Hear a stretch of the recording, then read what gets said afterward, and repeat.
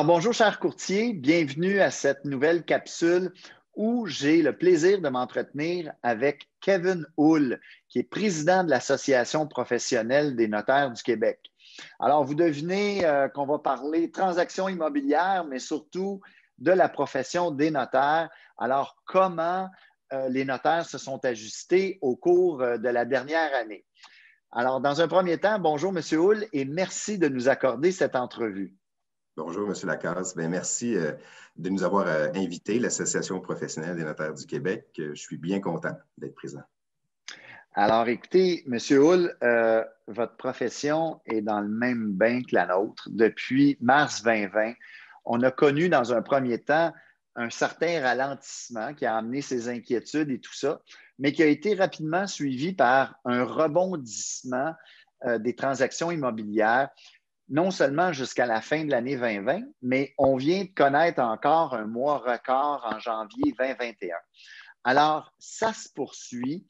Vous avez dû vous ajuster à plein de facteurs. Je pense entre autres aux délais qui ont dû être allongés dans une transaction, à vos rencontres qui sont devenues parfois virtuelles, à vos documents qui sont devenus numériques, mais aussi aux conditions des promesses d'achat qui n'arrêtent pas de changer, qui évoluent. On se parlera un peu plus tard des certificats de localisation, entre autres, ou de la garantie légale.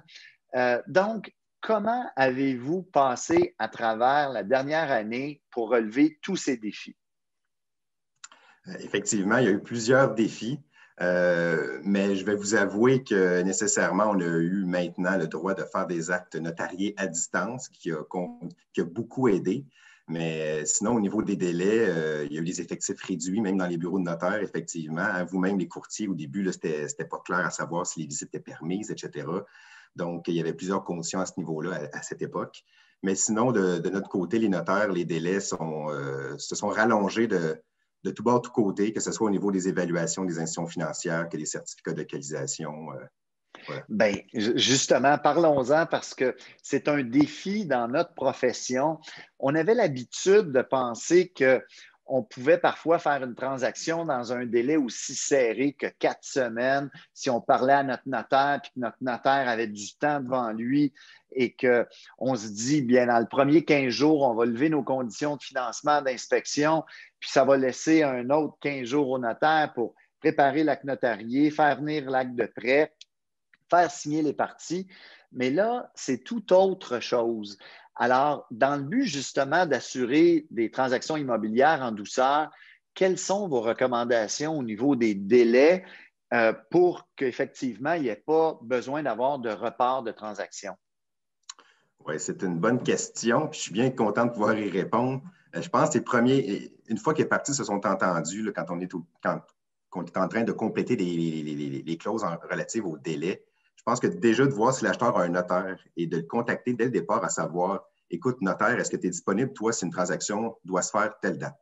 À partir de là, s'il dit oui, mais déjà les parties vont savoir que, bon, on peut tenter de faire rentrer tous les autres délais nécessaires avant de se rendre chez le notaire, que ce soit le certificat de localisation et l'offre de l'approbation de financement qui peut demander effectivement là, une évaluation par l'institution financière. Là. Excellent. Donc, vous en faisiez état tantôt. Dans un premier temps, le courtier doit s'ajuster au fait que les financements hypothécaires demandent presque tous des évaluations maintenant. Les évaluateurs agréés sont débordés. Eux aussi commandent des délais. Le certificat de localisation est parfois pas à jour. Les arpenteurs géomètres sont débordés. Alors, au-delà, je pense, de considérer simplement des délais réguliers ou normaux, c'est une excellente suggestion que vous amenez parler à votre notaire en amont, peut-être même avant de faire la transaction, avant d'écrire votre promesse d'achat, parce qu'on rencontre aussi des acheteurs qui se logent temporairement en ce moment afin de trouver la propriété de leur rêve et ils la veulent dans les meilleurs délais. Donc, les meilleurs délais sont à vérifier aujourd'hui. Oui, effectivement. Puis c'est tout à fait comprenable qu'une personne qui doit se loger temporairement avec une famille, des enfants, etc., c'est clair que pour lui, le meilleur délai, ça doit être demain. Mais effectivement, le notaire, on comprend très bien ça. Donc, il vaut mieux effectivement l'appeler et surtout gérer les fameuses attentes des clients. C'est surtout ça. Oui, Personne n'est oui, déçu après coup, là, effectivement. tout à fait. On parlait tantôt du certificat de localisation. Ça a fait les journaux récemment parce qu'on est dans un marché qui favorise les vendeurs. Les acheteurs, pour se rendre plus attrayants, se retrouvent dans des conditions de promesses d'achat multiples et disent, ben moi, sais-tu quoi, je vais faire en sorte que je vais renoncer à ce qu'il y ait un nouveau certificat de localisation qui soit produit parce que, justement, je n'arriverai pas à rencontrer mes délais. Donc, je suis prêt à acheter tel, je vais dire tel quel, là, mais avec possiblement l'ancien certificat de localisation. Comment voyez-vous ça? Parce que vous avez un rôle important à jouer au niveau de l'étude du certificat. Oui, effectivement, c'est un des points majeurs là, que le notaire doit faire, c'est lire le certificat avec l'œil de notaire, si je peux dire, donc avec l'aspect juridique. Bien, ce qui arrive dans ce temps-là, c'est qu'il y a deux choses. Il y a des fois même il y a des banques, des institutions financières qui exigent un certificat d'actualisation avec un délai X. Souvent, on peut voir un 10 ans, mais il y a beaucoup de normes différentes selon les institutions financières. Maintenant, notre rôle au niveau de l'acheteur, notre rôle va être effectivement de lui rappeler qu'il a renoncé à cette condition-là. Qu'est-ce que ça emporte? Bien, ça veut dire que si l'immeuble est non conforme, parce que le certificat qu'on a est vraiment trop vieux, là, je parle de l'exemple extrême. Par exemple, si l'immeuble est non conforme ou s'il y avait un empiètement chez un voisin ou nous, on empiète chez un voisin. À Montréal, par exemple, c'est peut-être plus fréquent avec les lots qui sont plus collés. Bien, l'acheteur doit être simplement conscient que s'il y a une assurance titre, par exemple, il y en a pas moins qui va avoir acheté un immeuble non conforme qu'à la revente, qui va être pris, entre guillemets, avec cet élément-là problématique et qui devra peut-être aussi payer une autre assurance titre pour l'acheteur. Mais pendant ce temps-là, il y a des acheteurs qui peuvent être plus frileux aussi. Quand on lui dit que c'est ça que ça veut dire de ne pas avoir un certificat d'actualisation, mon mandat comme notaire est limité. Je ne peux pas examiner nécessairement au-delà des titres, je ne peux pas vérifier si physiquement parlant, le certificat est correct. Donc, je présume effectivement c'est ce que les courtiers doivent là, mentionner à leurs clients là, initialement quand ce genre de clause apparaît. Et est-ce qu'on, je dirais, on présume à tort que l'assurance titre, ça ne règle pas nécessairement tout non plus. Hein? Non. Alors, de penser, c'est pas grave, on va te prendre une assurance titre et ça va régler le fait que le certificat n'est pas à jour. Donc, je pense que c'est important de savoir que ça ne règle pas tout. Alors, j'aimerais ça, justement, vous écouter là-dessus. Là. Ouais. Effectivement, l'assurance titre, c'est le principe que c'est une assurance. Si pendant que tu es propriétaire, ben, il n'y a aucune demande de la ville, admettons pour l'immeuble non conforme, il n'y a pas de mise en demeure ou de demande de mise en conformité, l'assurance, ben, elle dort, si je peux dire. Il n'y a rien qui va être corrigé. Mais s'il y a quelque chose qui sort pendant le temps où monsieur et madame sont propriétaires, par exemple, pour prendre le modèle standard, ben, nécessairement, la ville, si elle demande une mise en conformité puis que ça exige de démolir, admettons, la petite annexe qui avait été faite à la maison, le solarium ou je ne sais trop, l'assurance titre, elle, c'est là qu'elle va entrer en jeu. Puis les options, c'est que c'est l'assureur qui décide dans la majorité des cas. C'est-à-dire, si la ville te demande de démolir, je vais le démolir. Je ne vais pas la reconstruire, je vais le démolir. Vous comprenez? Je vais mettre la maison en conformité. Point. Donc, la jouissance que tu avais de ce solarium-là, de cette annexe-là, tu perds.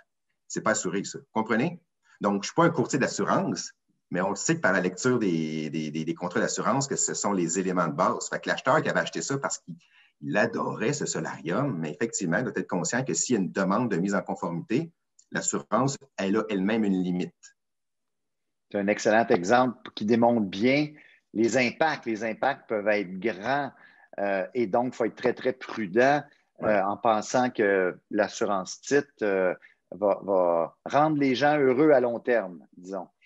Alors, bon, ben écoutez, parfait. Si on parlait maintenant de la garantie légale de qualité. Encore une fois, on a un vendeur qui décide de vendre avec la garantie légale, donc qui va se porter responsable de tout vice caché dans le futur. Et là, on a un acheteur, lui, encore une fois, pour rendre sa promesse d'achat plus alléchante, qui dit, moi, je suis prêt à renoncer à ta garantie légale de qualité. Qu'est-ce que vous pensez de ça? Oui, c'est quelque chose qu'on voyait moins il y a déjà quelques années, mais récemment, effectivement, avec la COVID, vous l'avez bien expliqué, On voit de plus en plus ça. Ça veut dire quoi pour l'acheteur? Ça veut dire que nécessairement, si parmi les conditions alléchantes de ta promesse d'achat, tu n'as pas en plus fait d'inspection et que tu achètes sans garantie légale, bien nécessairement, si on y va avec la base, tu n'as plus de recours contre le vendeur. Donc, à moins qu'il y ait eu une fraude, ce qu'on appelle au niveau civil un dol. Par exemple, l'acheteur pose une question précise au vendeur, est-ce qu'il y a eu une inondation dans le sous-sol et que le vendeur dit non alors qu'il y en a eu, il y a 1 an, par exemple, c'est un dol, c'est une fausse déclaration. Mais au-delà de ces éléments-là, bien oui, effectivement, c'est que l'acheteur, c'est aussi simple que ça, entre guillemets. Si tu découvres un problème dans le futur en faisant ta rénovation de cuisine, puis que ce problème-là pourrait être un vice caché, bien, tu n'as pas de recours contre le vendeur. Point. Donc, c'est ça que ça signifie. Donc, quand l'acheteur, c'est surtout ça, quand l'acheteur, lui, qui a acheté sans garantie légale, revend dans 2, 3, 4, 5, 6 ans, et qui revend à cette époque, à ce moment-là, avec la garantie légale, il va se retrouver à être la première personne responsable dans la chaîne, vous comprenez? Parce qu'il a recoupé les ponts avec son vendeur. Donc, il se retrouve à être la première personne responsable de la garantie de qualité pour toutes les ventes subséquentes, à moins qu'à un moment donné, quelqu'un revende sans garantie légale ou que lui-même revende sans garantie légale. C'est peut-être ce qu'on va revoir aussi dans les reventes. Là. C'est un excellent point parce qu'on sait que dans un marché que j'appellerais en équilibre, donc pas nécessairement le marché qui favorise les vendeurs, vendre sans garantie légale, ça peut souvent avoir un impact sur la valeur de la propriété, donc le prix est à la baisse. Ces acheteurs-là vont devoir prendre cette décision-là dans quelques années s'ils doivent revendre. Est-ce que, dans un premier temps, je mets sur mes épaules la responsabilité entière de tout le passé de cette maison-là en offrant la garantie légale? Ils vont peut-être voir ça comme étant un grand risque. Ou bien je revends sans la garantie légale, mais j'aurai possiblement un impact sur sa valeur. Je n'irai pas chercher le maximum si on la compare à une autre propriété, dépendamment des conditions du marché, naturellement.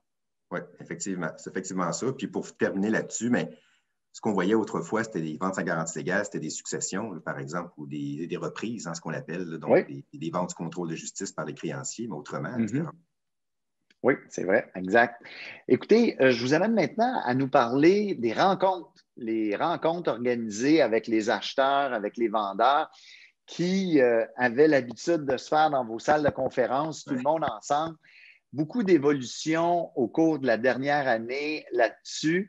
Et donc, j'aimerais que vous me parliez non seulement de comment ça a évolué, mais la situation actuelle, qu'est-ce qu'on peut s'attendre en 2021 et dans le futur? Ça a été le changement dans la profession notariale, c'est-à-dire de ne pas rencontrer physiquement des personnes qui signent devant un notaire. Hein. Tu sais, c'est ça. À certains niveaux, c'est attendu par certains notaires, ça, puis la COVID a accéléré le processus. Donc là, ce qui arrive, c'est que d'abord, il faut savoir que c'est un décret. Ce n'est pas encore la loi qui nous le permet. C'est un décret du ministre de la Justice qui a dit au notaire, écoute, vous pouvez procéder à un acte notarié, comme avant, sans problème. Ça demeure un acte notarié. Mais oui, à distance. Il y a eu des éléments mis en place par la Chambre des notaires et ce décret-là, ce qu'il faut surtout savoir, c'est qu'il est valide 1 an à compter de la fin de la période sanitaire, l'état d'urgence sanitaire. Donc là, la période d'1 an va commencer à être calculée et ensuite, c'est renouvelable 4 autres fois. Pendant ce temps-là, il faut qu'il y ait un règlement ou une loi là, qui va être adaptée en conséquence. Donc oui, en 2021, ça va être encore en vigueur, c'est les actes à distance. Comment ça fonctionne rapidement? C'est la Chambre des notaires a mis en place là, un processus de signature consignaux propre à la Chambre des notaires. Et les lignes directrices remises par la Chambre des notaires aux notaires. Donc, effectivement, déjà, la lecture de ces lignes directrices-là a été tout un changement là, pour les notaires, pour bien s'assurer de respecter le décret et les lignes de la Chambre. C'est que la rencontre se fait via Teams. Donc, et non pas via Zoom ou d'autres procédures, c'est vraiment via Teams. Et parallèlement à ça, on partage l'écran, puis l'acte notarié est vu par les parties. Et ensuite, là, on procède à la signature en envoyant un lien via courriel au client avec un mot de passe. Puis, le processus de consignaux se fait par la suite là, avec le notaire tout le temps. D'accord. Alors, je comprends bien, c'est vous avez une seule plateforme qui est autorisée, qui est Teams. Donc, c'est le notaire qui va contrôler la plateforme.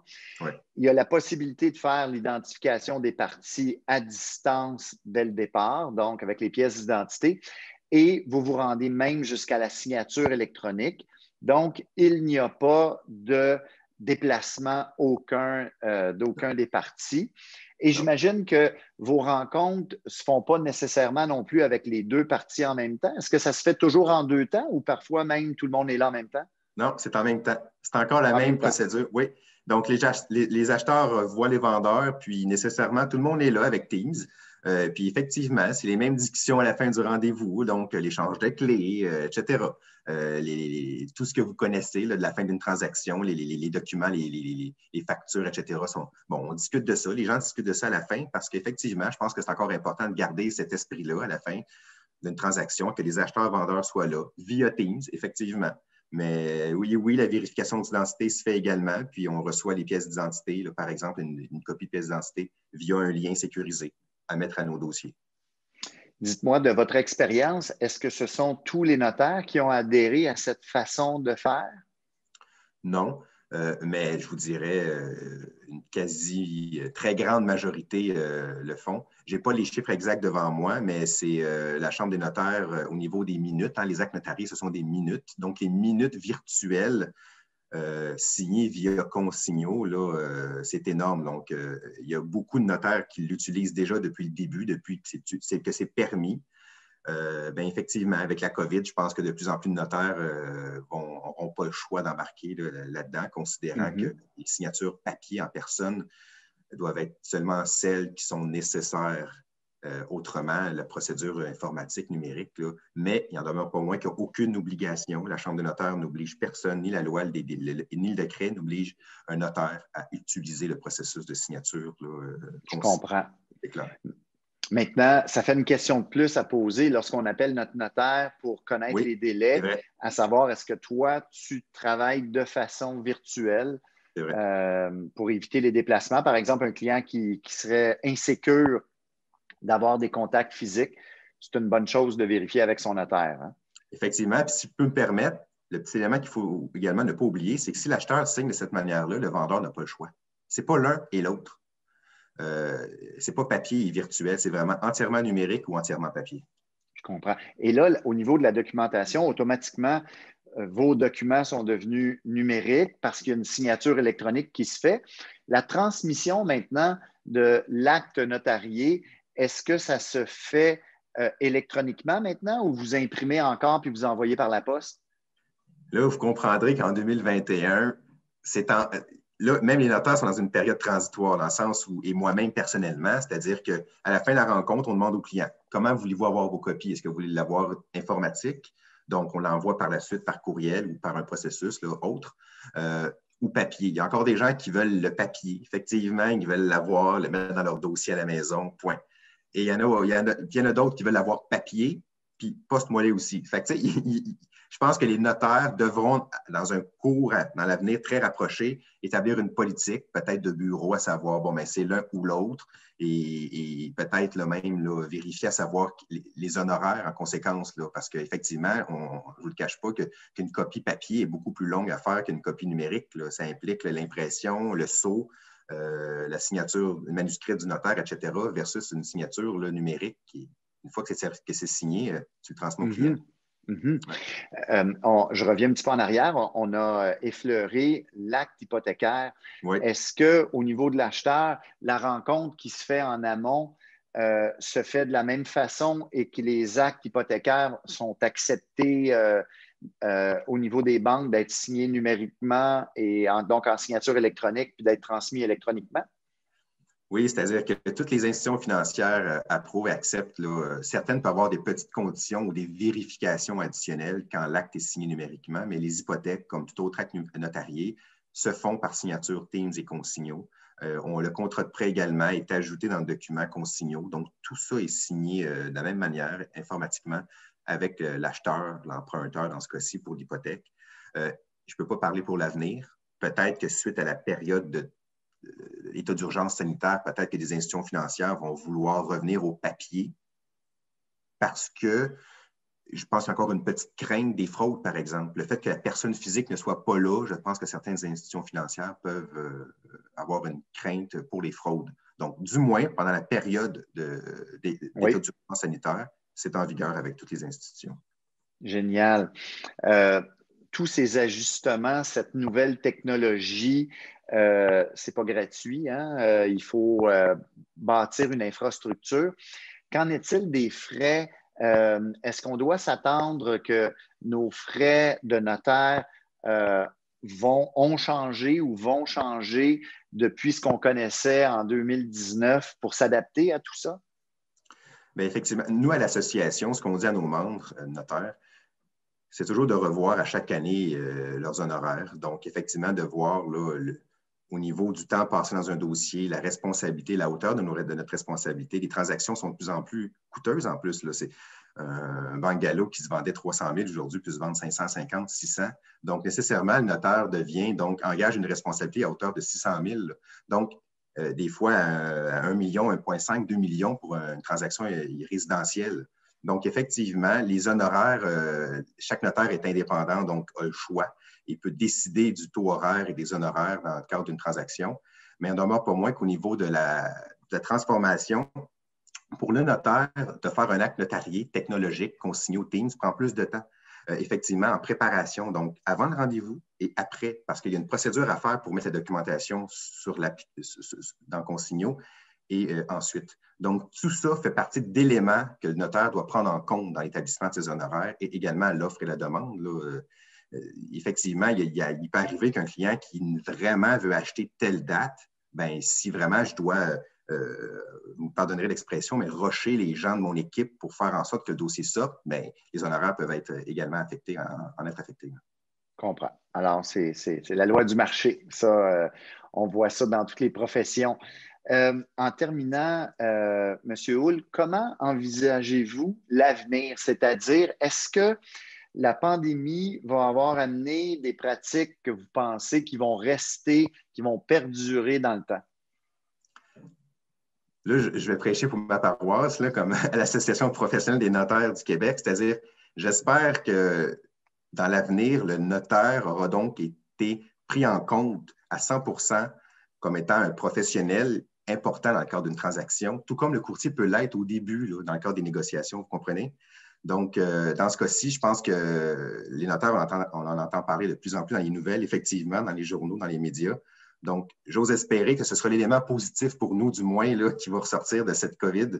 Puis, sinon, l'acte dématérialisé en 2021. Donc, effectivement, je pense que ça va rester, des normes fixes vont être établies autrement que par un décret ou des lignes directrices.